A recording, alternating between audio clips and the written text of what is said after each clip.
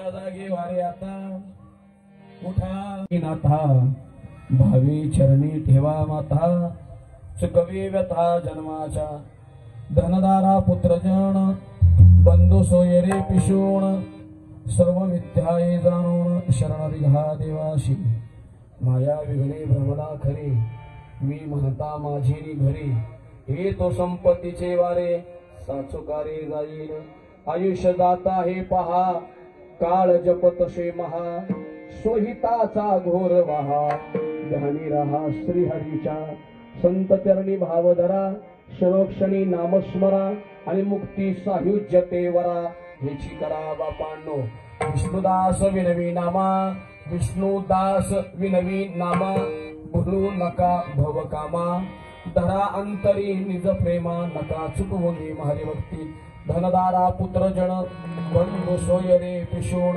सर्व मिथ्या हे जाणून शरण रिघा देवासी विठाला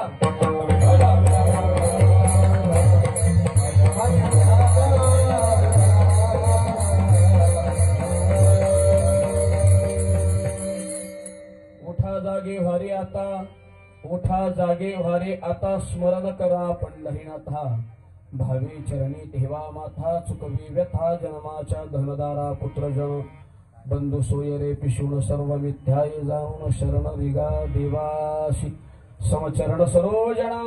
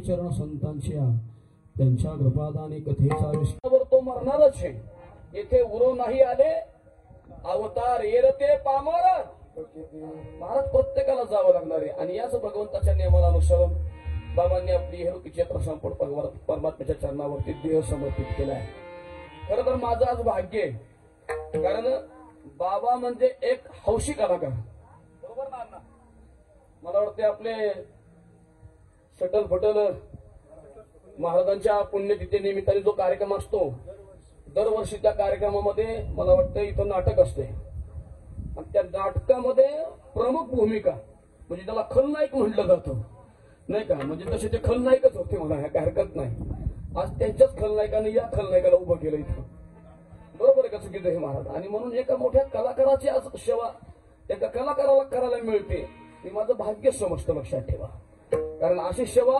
पदरात पडायला सुद्धा पूर्वजन्मीचं पुण्य असावंच लागतं महाराजांचीच भाषा आहे ना नामदेव यांचीच भाषा आहे जन्म जन्मी आम्ही बहुपुण्य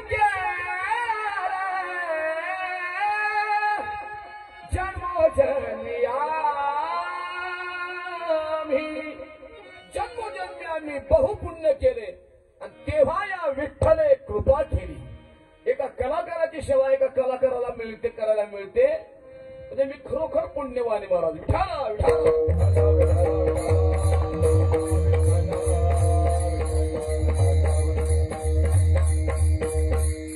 नाही, एका भगवंताचं नामचिंतन करणारी माणसं आणि अशा एका व्यक्तिमत्वाचं मला नामस्मरण करायला मिळतंय, यालाही पुण्यवान व्हावं लागतं.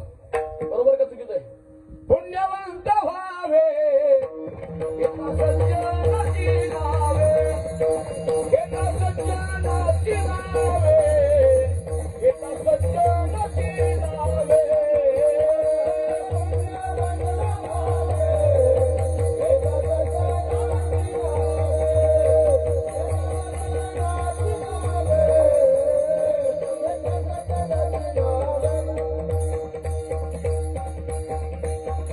पुण्यवंत व्हावे घेता सज्जनाची नावे, निघे माझी वाचा तुटी महा महा महाला बहुकासाठी. वा क्या बात. आणि अशी सेवा तुम्हाला करायला मिळते, एका सज्जन माणसाचं नामचिंतन करायला मला मिळतं, मी खरोखर माझं भाग्य समजतो. विठाला विठाला विठाला.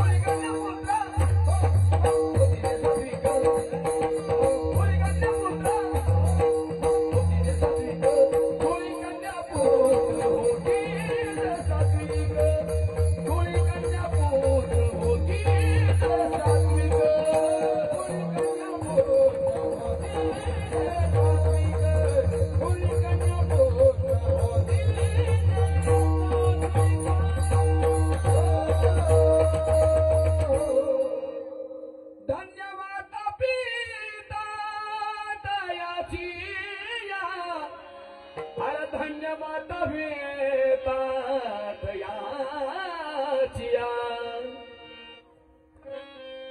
कोणाच्या मायबापाला धन्यता दिली?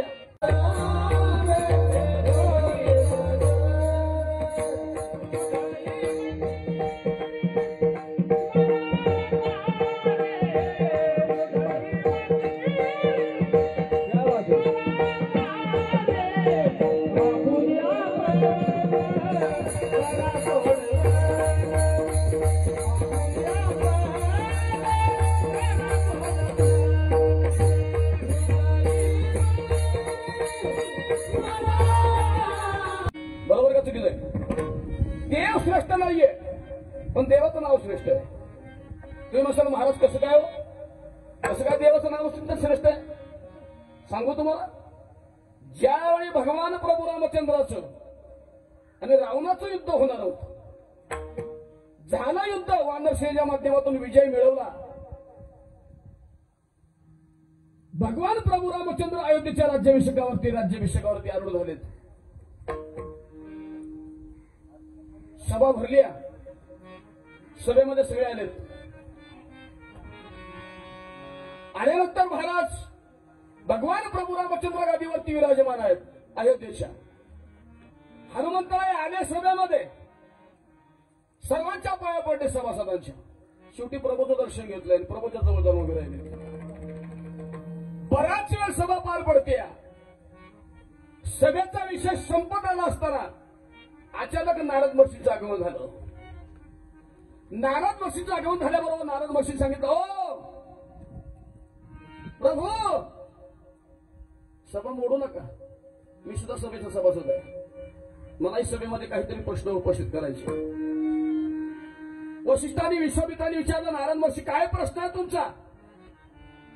सगळ्यामध्ये मुद्दा मांडला नारद महर्षींनी की राम श्रेष्ठ का रामाचं नाव श्रेष्ठ. मुद्दा मांडलाय, राम श्रेष्ठ का रामाचं